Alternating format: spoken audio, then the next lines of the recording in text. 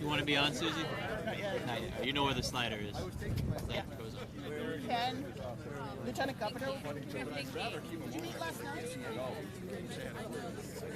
Where's Don? It'll come down to your nose. Yeah, that's right. There. Don Brantley? Right there beside, yep. Right. You got it. Okay. So she's at the end row. We ready? Yep. We'll always be ready. You mean 90 seconds, maybe? You can have as much time as you want. So you guys can, like, Photoshop the hair in the breeze, right? We got it. Thanks.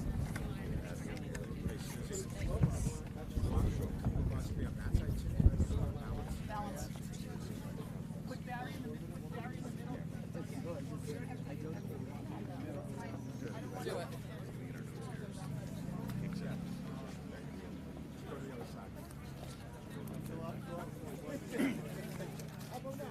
Jay, why don't you go on the end with these two? Take this off? Well, he's not. Well, I'm not really in uniform right now, but we'll put it under. I'll stick it under.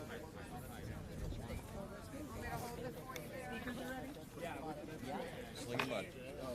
Susie, I'm turning on the microphone now. This is the I will ask them if they're ready. Are you ready? We saw you at the pass All right, is everyone ready? Everyone ready? Time out. Channel 7. All right.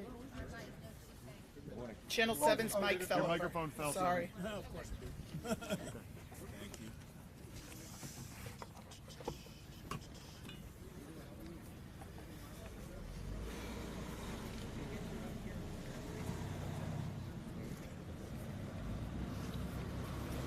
Good morning, and welcome to beautiful, historic Lexington. My name is Susie Barry, and I'm the chair of the Lex250 Commission. We are thrilled to have you all here today to kick off this truly remarkable moment in our town's history.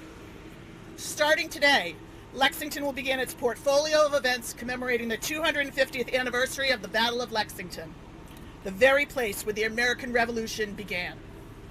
Over the past 3 years, our Lex250 Commission has worked tirelessly with partners across local, state, and national levels to ensure that this commemoration honors both our past and the generations who will carry this legacy forward. We have an exciting and meaningful slate of events planned, and I'm thrilled to be joined today by several key leaders and supporters who have helped us bring this vision to life, including Lieutenant Governor Kim Driscoll, world-renowned documentarian Ken Burns, our town manager Steve Bartha, Hannah Frenchick from the U.S. Army, our Fire Chief Derek Sensabaugh, and MEMA Director Don Brantley. We also have several guests joining us today, including our Police Chief Michael McLean and members of the Lexington Police Department, Assistant Fire Chiefs Don Chisholm and Chris Ford and members of the Lexington Fire Department, DPW Director Dave Pinsino and members of the Lexington Department of Public Works, the Massachusetts State Police, including Lieutenant Colonel Mark A. Lavoie, the Division Commander of Homeland Security and Preparedness, and Major James Bazzanotti, Commander of Troop H, Middlesex District Attorney Marion Ryan, and our State Senator Michael Barrett and State Representative Michelle Sicolo. It is my distinct pleasure to kick off our Patriots Day weekend by welcoming our Town Manager, Steve Bartha, to the podium.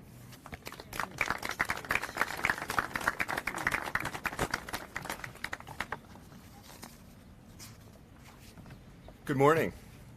Usually I bring my comments in my pocket, but this is very official today, so I'm feeling very honored to be here and to welcome all of you to Lexington as we officially begin a historic and deeply meaningful weekend for our town, commemorating the 250th anniversary of the Battle of Lexington. 2.5 centuries ago, brave men and women in this community took a stand that would help shape the birth of a nation. Today, we reflect on that legacy, and over the next several days, we will honor their sacrifice through a series of outstanding events. In just a few hours, we are privileged to host the premiere of a new Ken Burns documentary, which will shine a national spotlight on Lexington's crucial role in the American Revolution.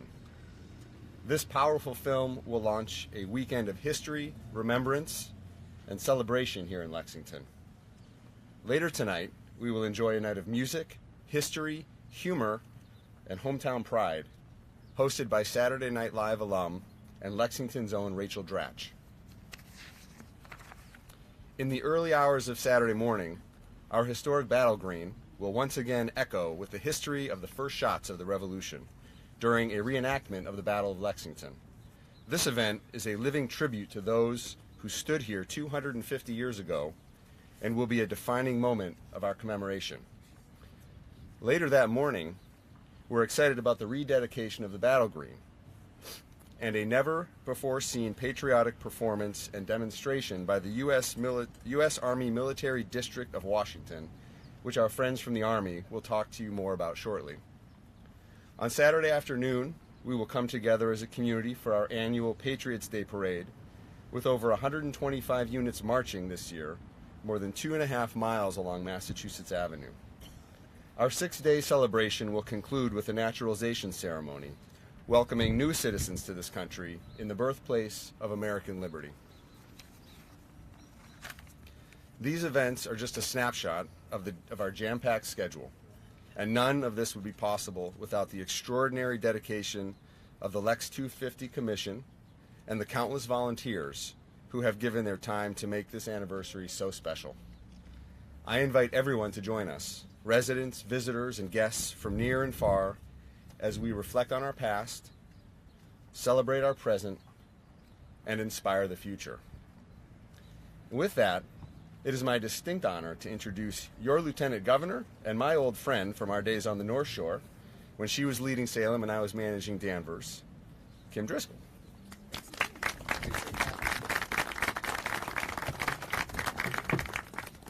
Good morning, everyone. We're in Lexington and we're celebrating the 250. Can I get a huzzah? Huzzah! I knew you wouldn't let me down. I am so grateful to be with all of you this morning to celebrate this historic milestone. You know, as the birthplace of the American Revolution, Lexington and Massachusetts stand as a beacon of liberty. In 1775, the shot heard round the world ignited the battles of Lexington and Concord, sparking the revolution that gave us our nation and reshaped democracy and freedom. I want to thank the Lex250 committee and the entire town of Lexington for all of the work that has gone into commemorating this historic milestone. You know, when you live in a community that other people read about in their history books, it comes with a responsibility. You are stewards of this history, and you have served us well. This amazing display of work and effort in showcasing our nation's founding does not happen without a whole lot of help and everybody in town pitching in. Public services, public safety, town manager, select board, stepping up, everyday residents who live here stepping up to make sure the rest of us can enjoy an amazing celebration. On behalf of the governor and the Commonwealth, I want to say thank you to every member of the Lexington community who has made this possible.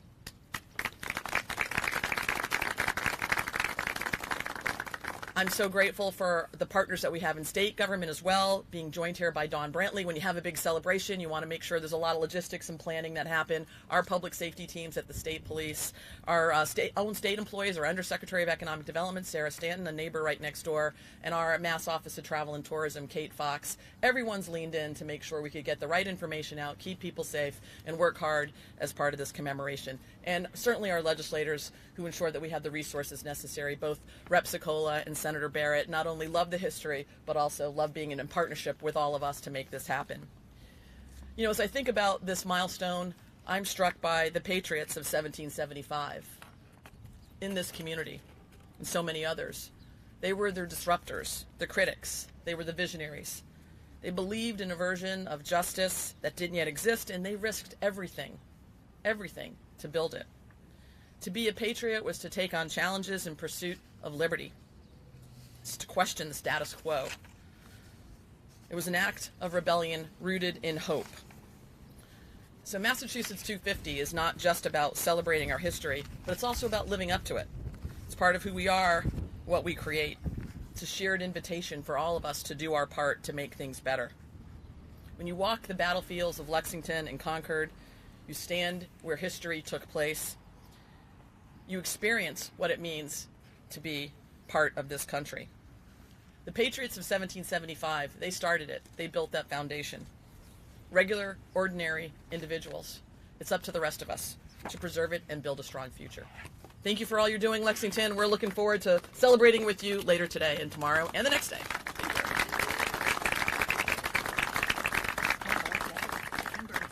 So I had the opportunity, along with a few other folks in Symphony Hall last night, to get a sneak peek at the amazing work that Ken Burns and his partner Sarah are working on to tell this full story of the American Revolution.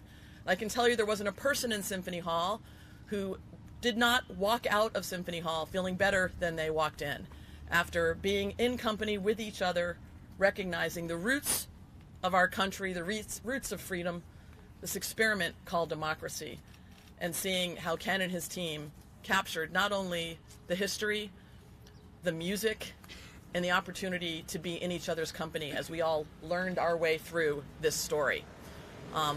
Ken is a treasure, an American treasure for so many things. But last night, what you did, what you were able to show us, and it was just a sneak peek, it really was a teaser, we're all going to tune in November. It truly was balm for the soul. At a time when many of us are questioning, can we preserve this democracy? You ensured that we all remembered how hard it was to get here. And so it's an honor to be with you and have you here today, Ken.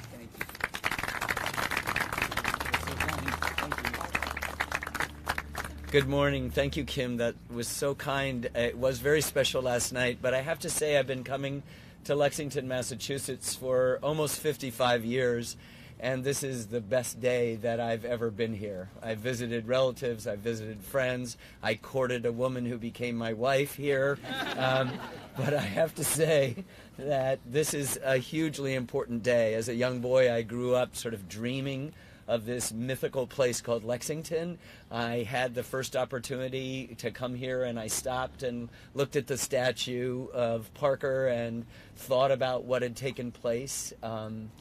You know, I've buried the lead. On November 16th, PBS will begin broadcasting and streaming our 6-part, 12-hour history of the American Revolution, which we have been working on for almost a decade.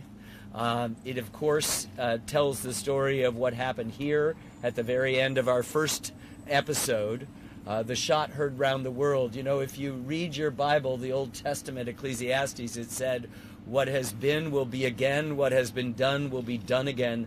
There's nothing new under the sun. And that sort of suggests that human nature stays the same, that events occur and recur with kind of startling prediction and frequency. But what happened here on April 19th, 1775, changed the entire world. It was the birth of a new form of government. We, before that, were subjects. After this moment, we were citizens. And the great responsibility of citizenship is something that we have carried in ourselves, in our work, and have exported all across the globe. And it seems to me that as we begin to celebrate the 250th anniversary of the starting of our revolution and the founding of our nation, it's an opportunity to reinvigorate what we are about. To say, let us put in these celebrations the us back into the United States. And so I'm here as a citizen of the state of New Hampshire. I have lived in the Commonwealth for many, many years at various times. I went to college here. And let us just think of the word Commonwealth, what we share together, what we do together. And this opportunity is to spread our message.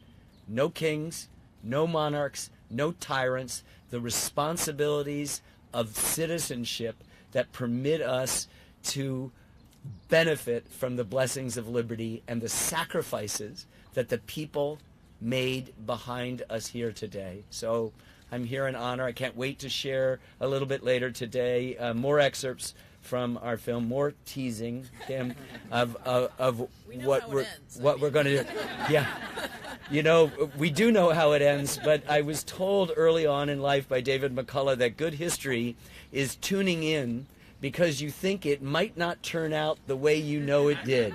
So we tell a story, and I remember at the end of our fifth of 6 episodes, someone said, "Oh my God, I'm really nervous. How's it going to turn out?" So we'll wait and see. But we know what happened here, and I'm just so grateful to be caught up in your whirlwind today. And I just want to say congratulations to all of you who've worked so hard, those in the state police and emergency planning and the governor's office and the lieutenant governor and Steve, the manager. And thank you for this warm welcome.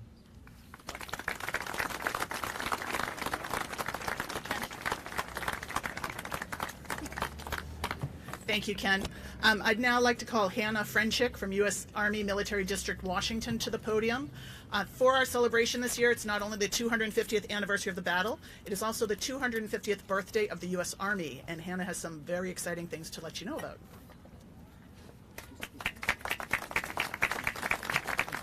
Hi, thank you, everyone.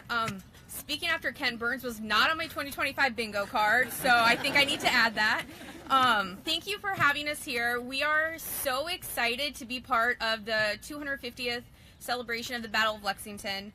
We have some really great stuff in store for you on Saturday. So I'm going to start by talking about our program that we'll have. The city has a rededication of the Battle of Lexington streamer, which was the first streamer of the U.S. Army on their flag. In this program, we will really be focusing on the Army's logo for the 250th birthday, "This Will Defend." You really have to look at it from where it started and what they were defending and to where we are now, that we are still defending. And with that, we will have, fingers crossed that the weather holds up like it looks like it will, we'll have the Army Golden Knights jump in. They're the Army's premier parachute team. They will jump in with the Lexington streamer to start off the rededication. With that, it will be handed off through a series of U.S. Army soldiers that will be dressed in period uniforms, starting at the Revolutionary War, working all the way to today and the future of the Army. That will be then handed over to Brigadier General Mark Kalin, who's the Land Component Commander of the Massachusetts Army National Guard, and he will actually put the streamer onto the Army flag. Following that, we have a really great program for you guys. It really does have something for everyone. We have the Continental Color Guard, who will be presenting the colors. We have the U.S. Army Fife and Drum Corps, which we're very excited to have Staff Sergeant Jay Healy with us today. He is from Lexington, and he is a member of the Fife and Drum Corps, so we're really happy to have him with us. We'll then have the U.S. Army Drill Team that will do a demonstration of all the cool tricks that they have up their sleeve, as well as the Commander-in-Chief's Guard, and they'll be doing a very cool weapons display that'll represent what the soldiers of the Revolutionary War did. And all of that is going to be led by our Commander-in-Troops, Lieutenant Colonel Peter Vangel of the U.S. Army Old Guard. Let me see here. These events that we have, they're going to build on the legacy of the Army. As we enter our 250th birthday year, that Army legacy will continue. And I think something that we'll see here is the possibilities that our founding fathers saw and that the U.S. Army saw, and to what the possibilities are that are coming up for those who are interested in joining or that just want to support. Thank you so much.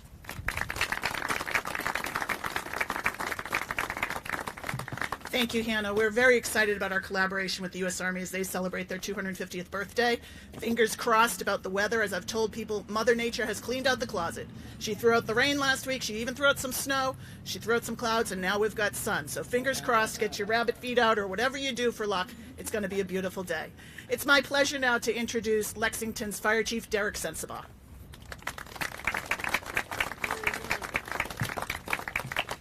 Good morning, and I did have Hannah to follow on my bingo card, so thank you.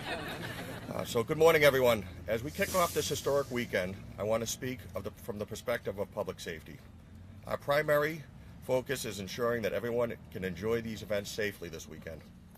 We want every visitor, resident, and participant to have a safe and memorable experience as we honor this milestone in Lexington's history.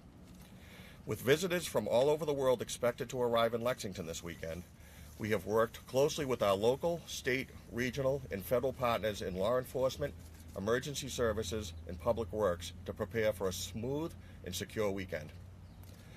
Please be aware that there are going to be significant road closures in effect in and around Lexington Center beginning at 8 p.m. tomorrow, Friday, April 18th. Additional road closures will take effect at noon on Saturday, April 19th, and all road closures will end at approximately 6 p.m. Saturday night. Please review the road closures, parking, and public transportation information which is available on Lex250.org and prepare for your, as you prepare for your town visit.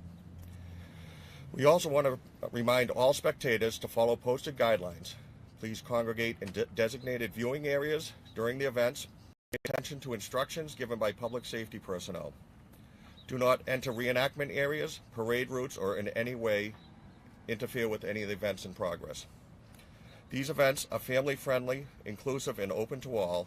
We'd ask you to please be mindful of that. As always, if you see something, say something. We are here to help and want everyone to have a safe and memorable time.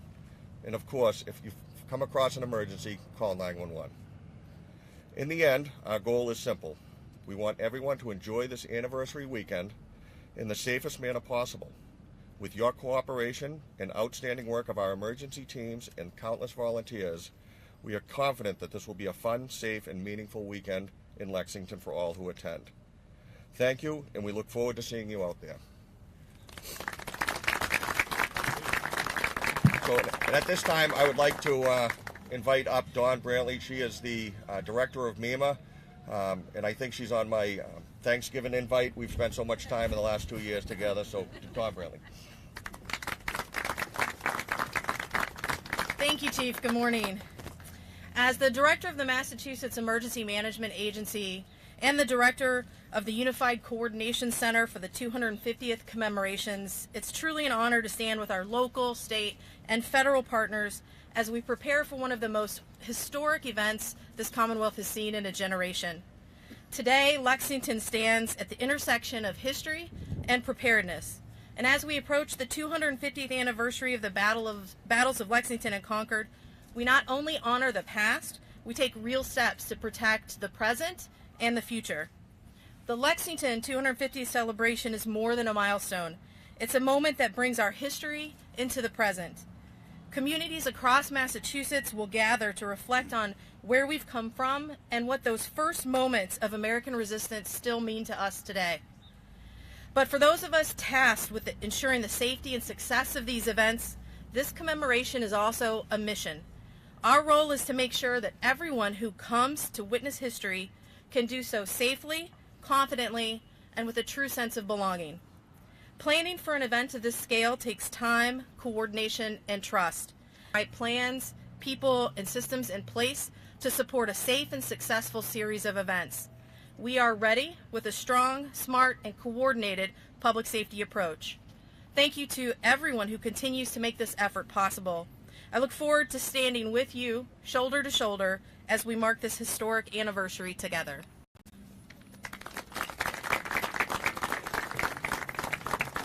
Thank you, Director Brantley.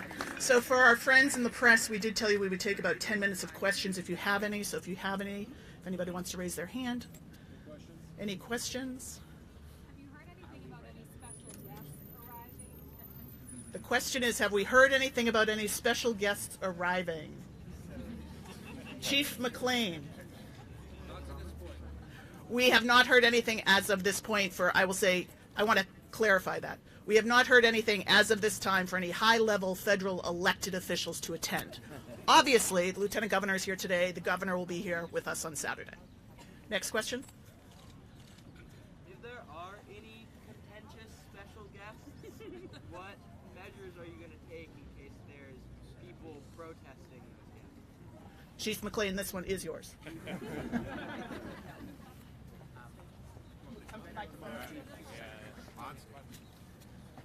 So this is Chief Michael McLean.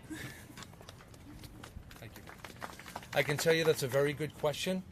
Unfortunately, in the matter of public safety, we can't share our operations plan. However, I can tell you the amount of collaboration I have never seen in my 30 years of public safety service. the collaboration between the four communities of public safety, our state, federal partners. I can assure you that we've checked every box. We've had multiple meetings to ensure that every contingency has been taken into consideration. So I assure you that any group that comes, if anybody comes who wants to disrupt, we're going to be able to communicate, and we have special designated areas for anybody who wants to come and protest, that we can still do it in a safe and peaceful way. But again, like Chief Sensabaugh said, at the end of the day, we want to make sure that the safety of the community, the participants, and the attendees is paramount, and we want to make sure everyone has a fun day. I'm praying for a really fun event, but a very boring event when it comes to anything out of the ordinary for experience. So hope to see you all there. Thank you. Any other questions? Thank you, Chief. Any further questions? The number of people you believe may attend? Crowd estimate. Director Brantley, what did we plan to?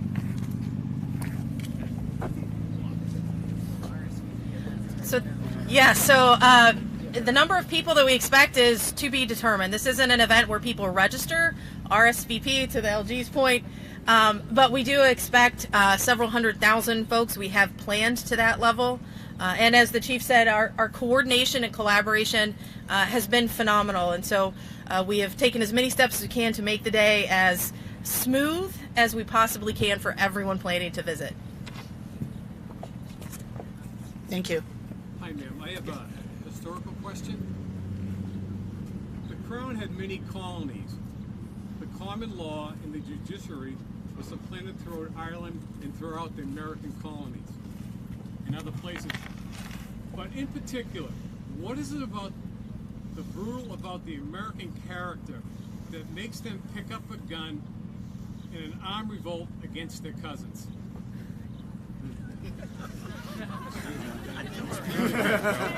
And as a follow-up,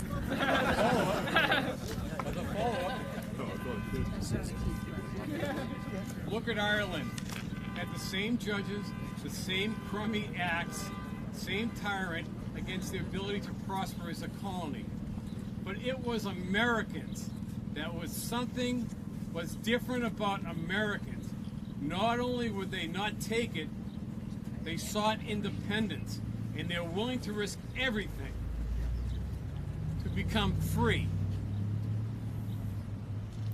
Is that your full question? That's a great question. That's what we need. Ken, do you want to take that one? It's a really great question, and in some ways it's more of a statement than a question. A lot of it has to do the difference between the subjects of England was they had enjoyed, if that's the right verb, the brutality of the British monarchy for a long time. We were 3,000 miles away. The differences began to increase over the 150 years of British rule here. Once we won the French and Indian War, which was a global war called the 7 Years' War, Britain was the largest empire on earth but had a bankrupt treasury, and decided that the colonists would have to pay for their own defense. And we had normally taxed ourselves. Certainly in Massachusetts, that's what we had done.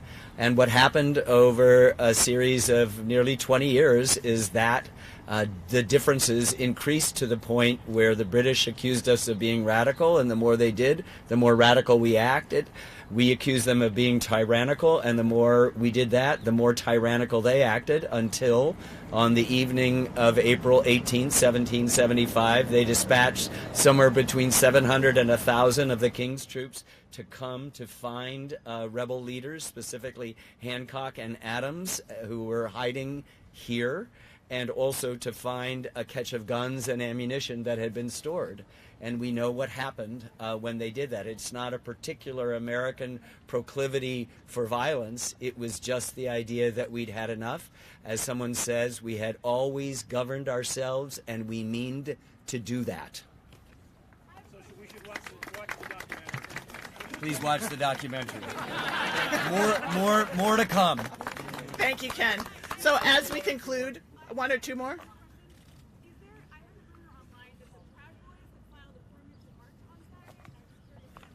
Chief McLean, it's a question about the Proud Boys and the permit.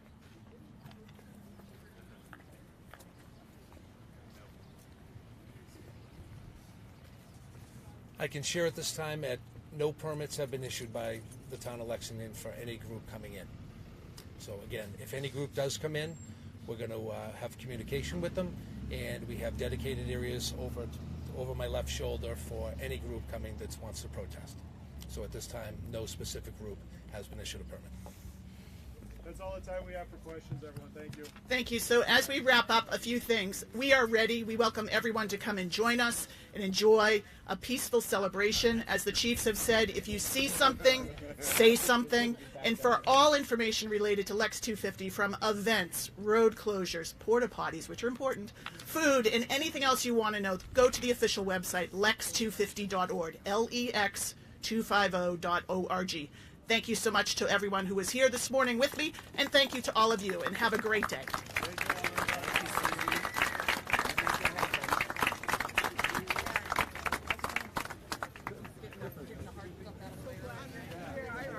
Great job.